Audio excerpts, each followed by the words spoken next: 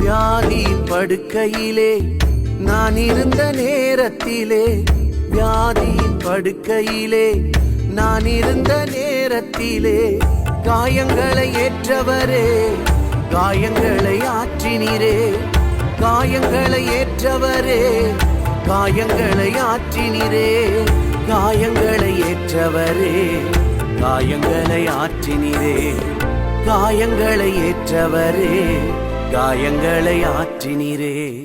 யாரும் இல்லை என்று நான் அழுத போது, தாயைப் போல என்னை தேடி வந்த தெய்வம் இயேசுதான், என் இயேசுதான், இயேசுதான், என் இயேசுதான்.